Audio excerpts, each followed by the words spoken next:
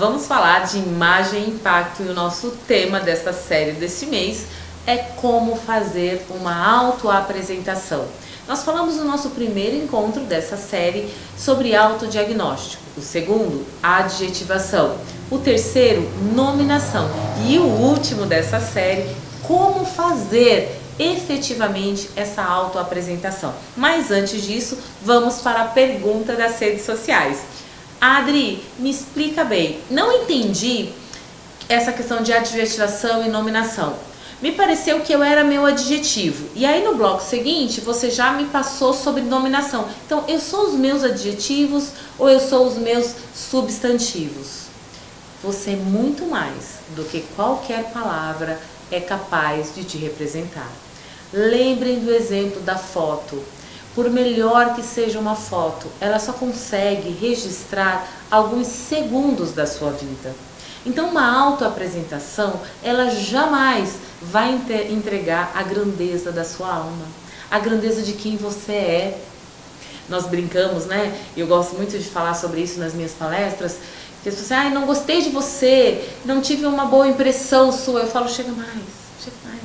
O problema foi a distância, me veja de mais perto, conviva mais comigo, eu tenho certeza que você vai se encantar. E não é comigo, Adriene Pessoa, qualquer um de nós. Quando nós estamos mais distanciados das pessoas, menos elementos ela tem a nosso respeito para nos conhecer profundamente. Então, uma apresentação, ela jamais vai conseguir, numa reunião de palavras, dizer tudo que você é. Então, o primeiro ponto importante, daí já entrando no nosso tema de hoje, como fazer uma apresentação, é aceitarmos que no processo de criação da autoapresentação, nós temos um limite de tempo, limite de fase, limite de ciclo de vida. Eu posso falar para vocês, Adriene com 40 anos, essa nova Adriene com 50. Qual é o ciclo de vida que eu estarei retratando? Posso estar fazendo uma autoapresentação em um dos meus papéis sociais. Adriene esposa, Adriene mãe, Adriene escritora, Adriene palestrante. Então, uma autoapresentação, ela não consegue compor todas as nuances da nossa vida.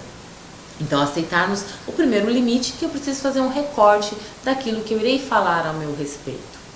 Muitos dos meus alunos me perguntam, Adri, mas quando eu falo de mim mesmo e eu vou falar sobre as minhas competências, eu me sinto arrogante, eu me sinto presunçoso, como se eu fosse metido em falar das coisas boas que eu sou. Quantos de nós conseguem elencar listas gigantescas de defeitos e de pontos a serem trabalhados e não conseguimos fazer isso em relação aos nossos objetivos? Então, eu só vou falar de mim mesmo quando for estritamente necessário. Numa reunião de mesas redondas de negócio, em network, quando você for se apresentar, quando isso for necessário. Mas sempre que possível que alguém possa fazer a sua apresentação. Se você vai palestrar, se você vai dirigir uma reunião, que alguém possa fazer as boas-vindas para a sua presença naquele local e falar de forma resumida sobre os pontos que representam o seu portfólio, o seu conteúdo curricular.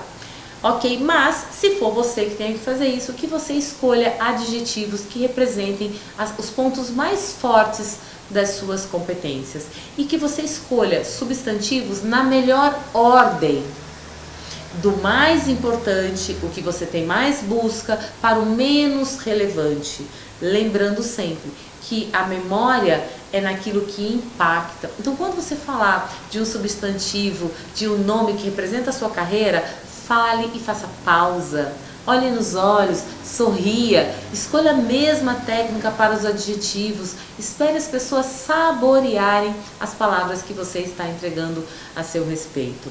Preciso falar longamente sobre a minha pessoa? Não, seja sempre sucinto. Por isso, escolha palavras-chave e não um excesso de palavras para os adjetivos. Escolha alguns nomes, alguns substantivos que identificam o serviço que você vai entregar. Adriene, tem um número? Tem um número, que não é bem um número, é uma minutagem. Numa palestra, numa abertura, numa rodada de negócios, é muito importante que você use pouco tempo. Se você estiver numa rodada de negócio e que você vai apresentar os seus produtos e serviços, ocupe a maior parte do tempo, 60% do tempo, falando sobre os seus produtos e serviços.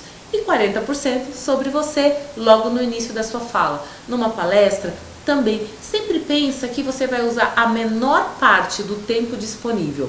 Então, se você tem 10 horas de palestra, então você vai escolher repartir essa apresentação sua por fases, no decorrer do dia. De manhã você fala um pouquinho de você, depois no intervalo mais um pouquinho, depois do almoço mais um pouquinho e no encerrar da palestra mais um pouquinho. Divida então esse percentual que você vai falar de você. Quanto mais tempo você tiver de fala, menor tempo vai ficar para a apresentação.